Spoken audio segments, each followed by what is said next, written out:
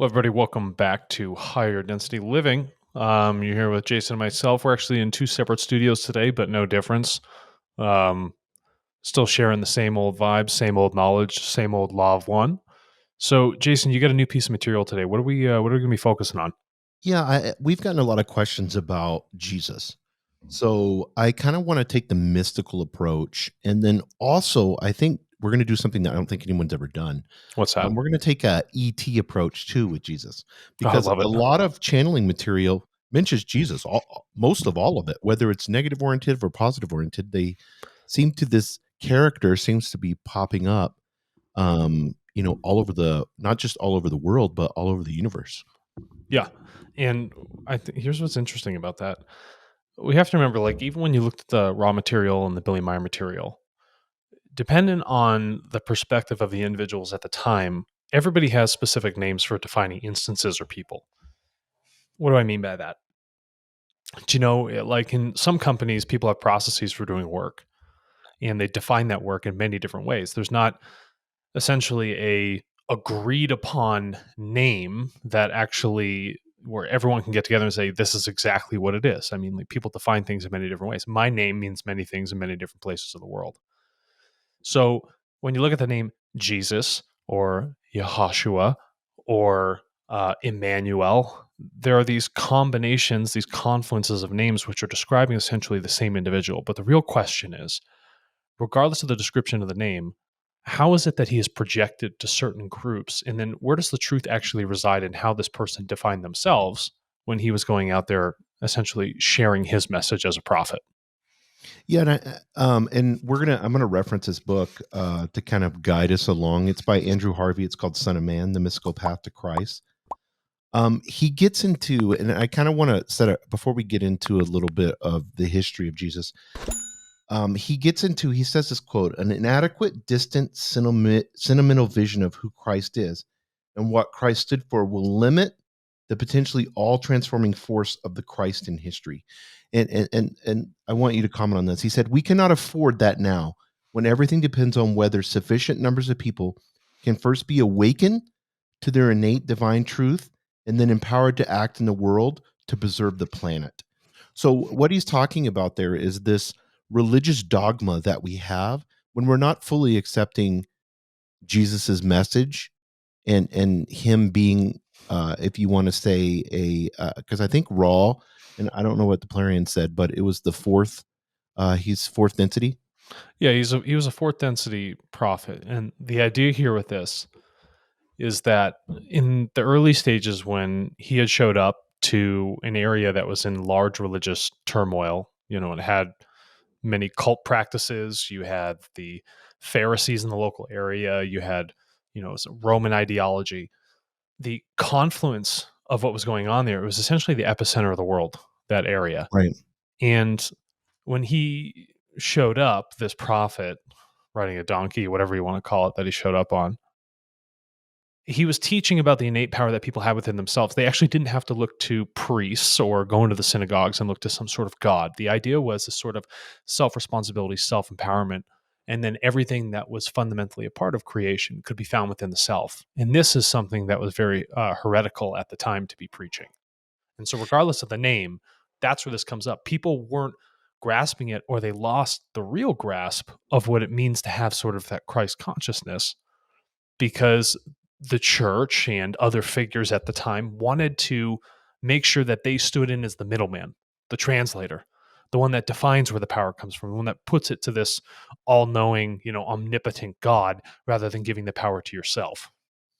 Yeah, and I thought it was interesting. He gets into, he said especially over the last 60 years through forensic science that we've had some historical criticism, on Jesus. And he said a lot of Christians and Protestants, Catholics, all that are, when they see these History Channel, basically they call them hit pieces.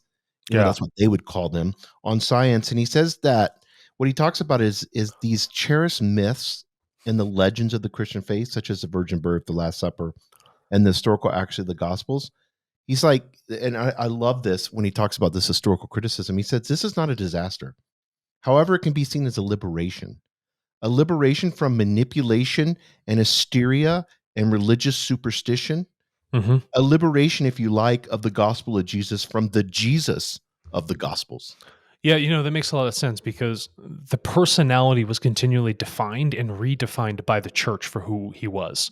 Right. And through the manipulation of that, it took away from the base principles of the fact that he was a regular person, a regular man born like everyone else, but had a realization of creational laws at the time, which he was trying to teach. But those laws took power away from those that were currently in power. That was Yes. the issue. And historical record even showed that when Jesus disappeared, so you know this, when was he? 12 years old when he disappeared? And then Yeah, he he was left gone, for how yeah. many years? He went I over to, think yeah, I think he left for, 3 years. There's oh, and speculation on that, yeah, but so he went to India and he studied with Mhm, the Brahmins. He was not showing up and says, "Oh, I have one religion, I have one rule." No, he went to go study meditation. He went to deepen his, ideas about creational laws and understand the practices of these mhm. other experts who weren't necessarily looking at it with such a dogmatic point of view. And then after he had returned when he was much older, post being a rabbi, he had the collective understanding, the definition of where true value and power actually came from, and it came internally from within the self, and that was constantly fought. Yeah, and what they're talking about is he uses this word, this myth cleansing process. He said the Jesus that emerges and his the gospels or the teachings that he proclaimed, that is the beautiful part of what we can focus on now. And like you were saying, these revolution, because back then, I mean, that's why they killed him. When when Yeah, when when he's saying, like you said earlier, you don't need the church, you don't need to give money. These guys are just they're making shitloads of money off of you. yeah, This is a wrong system. It's full of dogma. It's putting you down. It's going against your free will. He said that over and over again, multiple times. And then he kept saying, you have the power inside of yourself. You can the same. He's a healer. The same healings that I'm doing, you can do. You can have that same power in you. And so I think it's interesting that whenever we look at the church and how it's threatened by the historical accuracies that are coming out about Jesus, the more and more that we've studied this figure, because who's more prominent in the universe? I mean, as far as who's talked about more. I mean, the I don't think there's anybody that's ever been on the planet. Maybe Buddha. Buddha's talked about a lot, but Yeah. you got Buddha, you got Krishna, and you have Jesus, Emmanuel, or Yeshua. That's it. Hmm. That's I mean, if you think about the amount of time a name has been shared, spoken of, put through transcript, or whatever it might be, it's a combination of those things. That level of literature and the prominence of the other individual, Alexander the Great. Not that he was a god in Right. any way, shape, or form, but whether it's a function of influence through warfare or if it's a function of influence through religion or creational power, these are the names that have really been passed down through time, and you can see it in the historical record, which can be tested against. Yeah, That's and, what's and fundamentally important. yeah, and I think people need to understand that, like, negative orientation, and Raw talks about this, with Genghis Khan. Yep. He was influential. But I love this part of the book. He says this. He said, "I believe it restores the full radical passion and revolutionary power of Christ's real path." Mm. Here's his real path. He says this, "One that combines the deepest mystical absorption in the divine with the most absolute and selfless work for justice and compassion in the world." And people forget that. We get so caught up in doctrine and dogma, we forget where he talked about feeding the orphans. That's what he said. He goes, "You want to know true religion?" He said these orphan kids were all around him at one time. He said, "Take care of these. Take care of the widows. Take care of the orphans. That's true religion." Yeah. And so this work for justice and compassion in the world, I think that that's what is missing when we get into this textbook logical theology, if you know what I mean. Well, yeah, and it doesn't help with understanding. If you just Yes. go into textbook theology and you look at it, it doesn't help you actually understand the other human being. It just helps you look at the religion and then put that lens on your eyes and then look at the world how it's defined through whatever that means of text is. Not you taking the reflection upon yourself to say, is this right? Does this actually align? Does this actually logically make sense? Does this help the other person? That's what's missed. Yeah, and seeing how ballsy he was, and this is something that that's our terminology, but of course he's more eloquent than I am with this. But he says this. He said, "It will only grow in power as the courage, intelligence, and unstinting enactment of the sacred laws of unity, which we'll talk about in a second, and Mm. compassion of the historical Christ become ever clear." I love that how Jesus enacted the sacred laws of unity and compassion.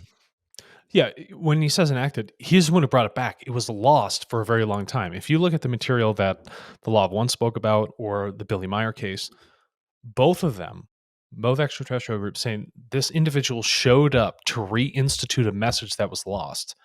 There are points in history where this occurs, where things get out of control, where, negatively oriented people become in power, people become oppressed, free will gets stretched or ceases to exist. The ability for self responsibility, self thought, and understanding people's relationship to nature and creation is missed. That's when the potentiation of this energy has to show up.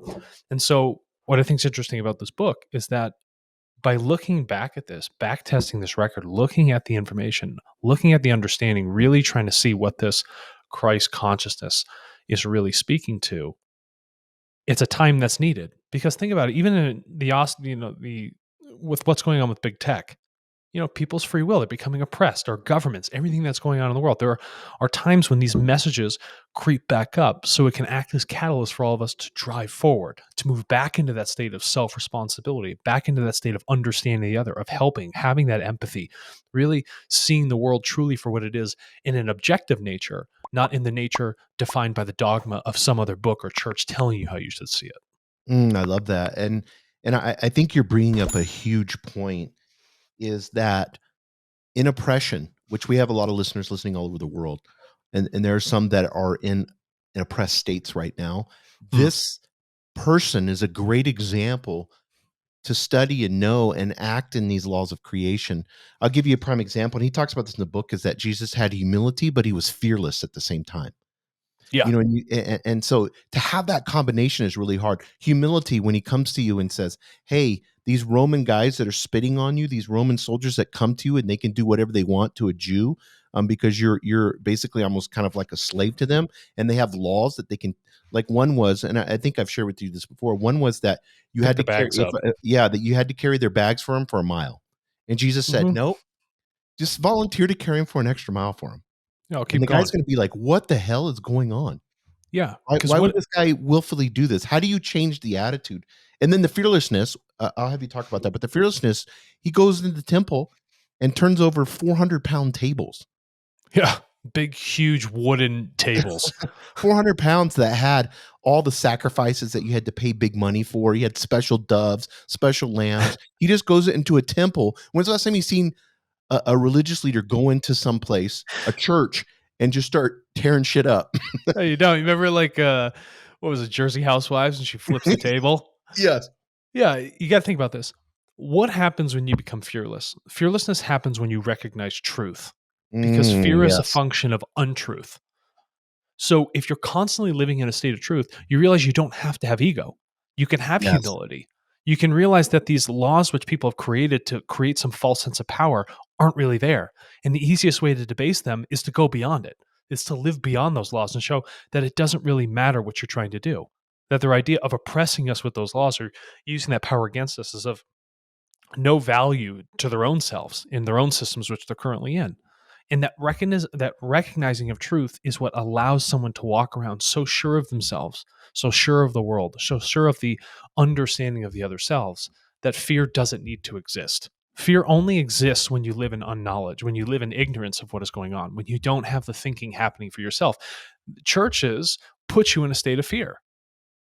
Don't want to burn in hell. You always looking for the kingdom of heaven, right? They always want you looking towards the future, be afraid of your past, and don't live in the present. And the difference here is live in the present, live in the act of the now, understand who you are, take that internal self focus, take that pause for a moment and realize what is fundamentally true. And you don't have to fear the past or the future. And that Yeah, at that point is liberating. yes, it's liberating, and this is something that I wanted to speak about, and you led perfectly into it. And he talks about this is like whenever you begin to look at these historical context of Jesus, and like they've proven. And because this is very important, they've proven that Jesus was not born in Bethlehem, but he was born in Nazareth, which is a small Mhm. border town that's of no significance. That he wasn't the firstborn, virgin born, all that, but that there was, and he wasn't the only child of Joseph and Mary. That they had tons of children. Even Jesus spoke about in the Bible. He talked about his brother. Yeah, your Uh, brothers and sisters. yeah, and so he didn't belong to a learned middle class. He was in Hebrew, I'm going to pronounce this wrong, a tekton, but he was an artesian maker of wooden products like doors and frames. So Love that it. was because he was a carpenter, Carpentry, yep. and they've proven this, and that was that he's the lower end of the peasant class. Mhm. And there was no firm evidence that he was, that he did anything, huge. We know he's a healer, but there was no supernatural things that were going on. And I think it's really important because what you said, the power is within you. Here's an ordinary man, lives on a border town, this dumpy little tiny town that is of nothing. He's lower end of the class, and now he's one of the most talked about men ever in the world. Well, what does that tell you? It doesn't matter race, religion, creed, or socioeconomic background.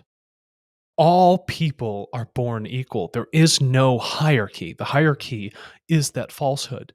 And the Right. value of a teaching can still be just as powerful, regardless of the background somebody has that is speaking of it. You know what I Yeah, mean? yeah, and Alexander, you know this as well as I do. Whenever we begin to look at these religions and they begin to take your free will away, they begin to take your power away. They set these saints up. They set these divine beings up like you could never be like them. They were special. Correct. All you can All, do is your favorite word. All you can do is what?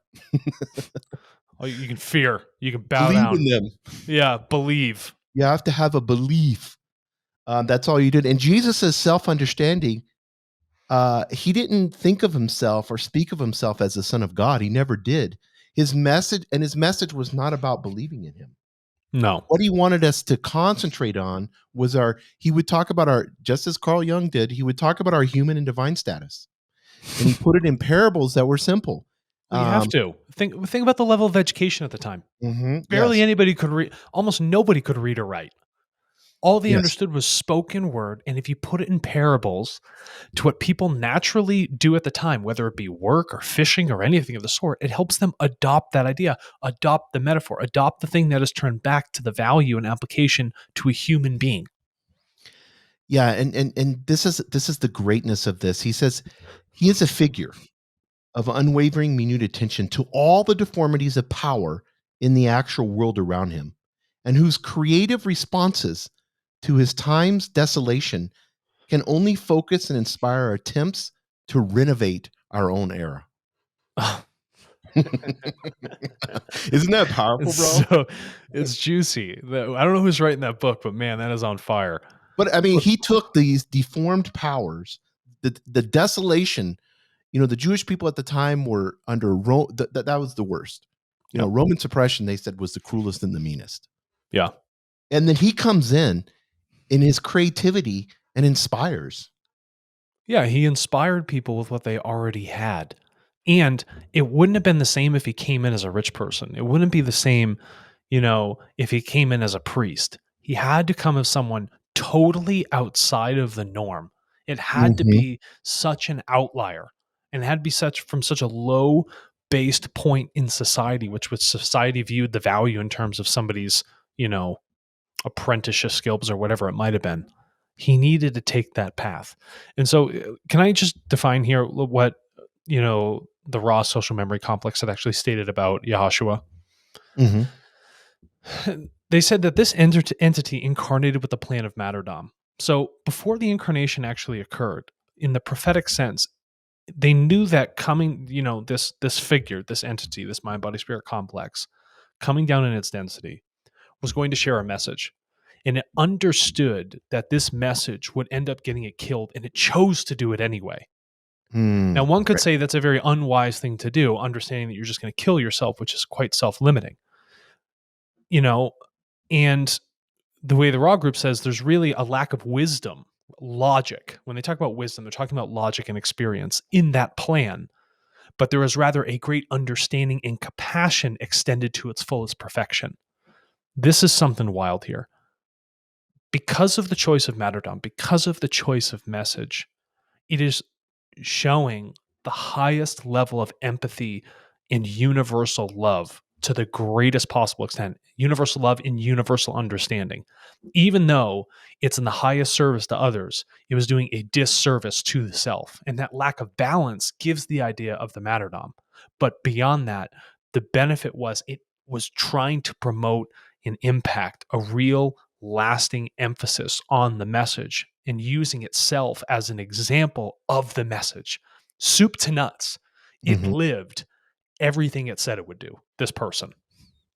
Yeah, and I love what he says about that. He says he lived a radical empowerment that was open to anyone who dared risk every form of comfort, social status, and position to attain, enshrine, and enact it. Jesus saw and knew that the entire creation was alive with Godhead. He saw and knew that at the core of human consciousness lay a spark of divine consciousness in which the glory of the Godhead is always reflected, and which is one with the Godhead. And we could use the word Godhead, creation, whatever. But I, Right. I love that he said that he knew entire creation was alive. Yeah, he And could it was feel this it. radical empowerment. Yeah, because what happens if you tell somebody everything you see in the cosmos above you, in these heavens, whatever you want to call them, all of that energy, everything is all inside of you. You just need to choose to unlock it.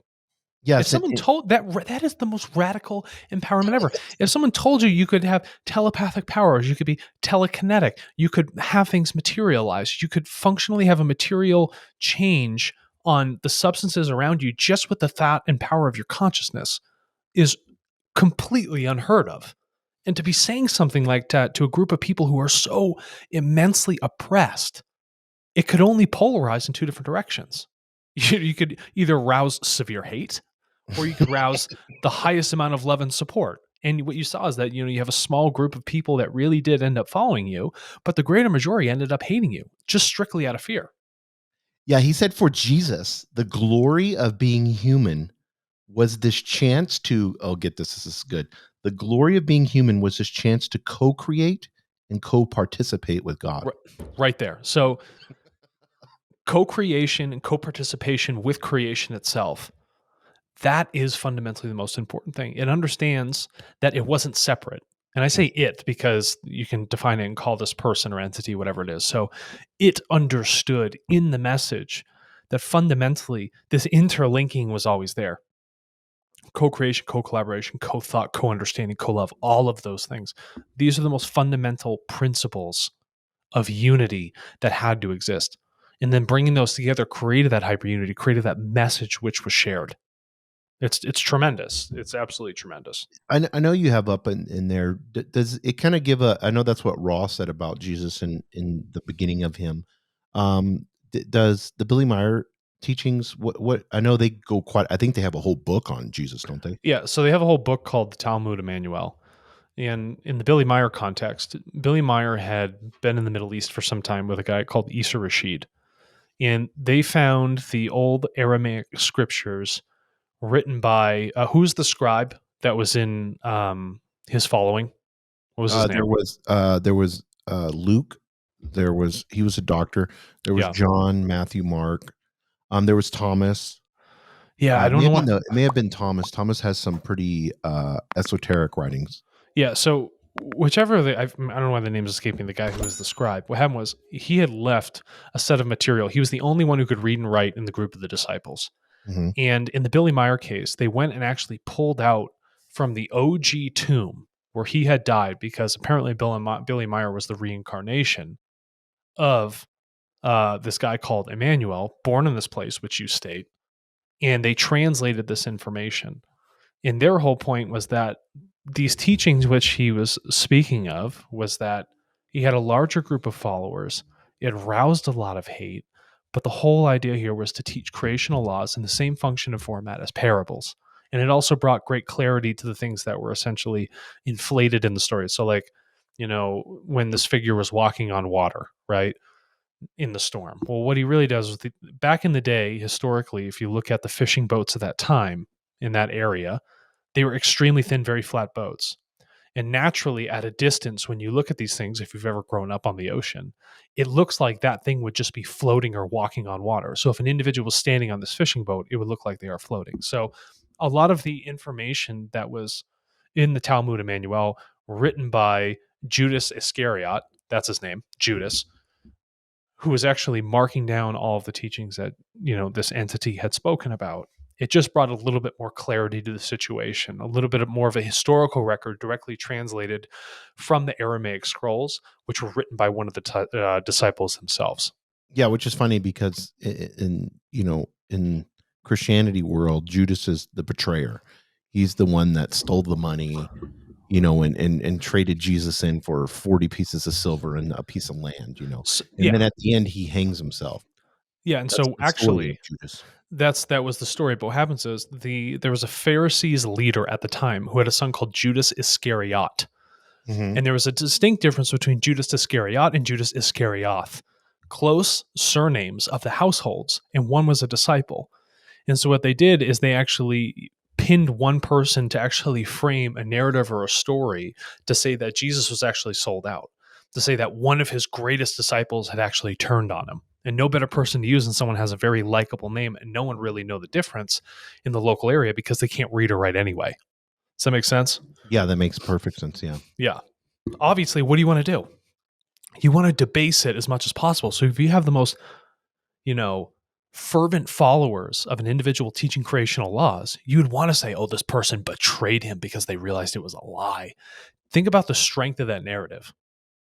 Like that would sway people just in and of itself, especially people that aren't doing the thinking for themselves, one that look to these other, Pharisees or Roman authorities to tell them how they should act or think. Yeah, that makes sense 100%, yeah. Yeah. So, I mean, everything was just put to discredit, That's all it was. that, It was either there's discrediting it. myths happening, where people are blowing things up, I mean, but I believe, whether he healed people or not, that's a whole different argument. I mean, there are people that can do that, I don't know if fourth density beings can heal sickness. Well, it's the material self. So consider this. You got things like faith healing and things of the sort. And Mhm. Ra had spoken about this. It's not you that heals somebody. It's you that awakens the realization in another person that they have the power to Mm, heal themselves. that makes sense. Thinking that you are there, but you are but the catalyst that allows them to do that. Not one person on this planet has the responsibility to change another person. That person has the Mhm. responsibility for themselves. So when it comes to that sort of healing, when he went to talk to the lepers, it was a function of speaking to them. Whether it been mental healing or physical, that all happens internally. That dialogue happens up here, and that creates those triggers for the realization that the power of creation actually sits inside those people to fix whatever needs to be fixed. Yeah, and I want to close it out with this because I think this is interesting. Have you speak to this? He says Christian churches, you could say Protestant Catholic, has Jesus as a God who demands terrible sacrifices and deprivations in the name of purification. Yeah. But he actually says that, Jesus shows love is extravagant and it's more ready to forgive and celebrate than to judge. And that his mercy is not passive, it is restlessly active in its desire to restore, renovate, and renew.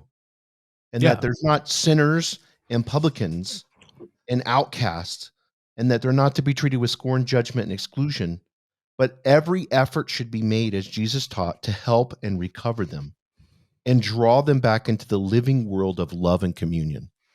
Yeah. So rather than driving people out, making them feel like the other, or having a sense of hate, through understanding, through forgiveness, and I think Ra had this quote: in forgiveness lies the stoppage of the wheel of karma. And not karma in the sense that, oh, you reincarnate, you're born as an ant, things of that sort. No, there's been a path of choices that we have made, choices which are very service to self. But when we begin to forgive, we look at it with the view of the other. We begin to balance our thoughts. We begin to really understand.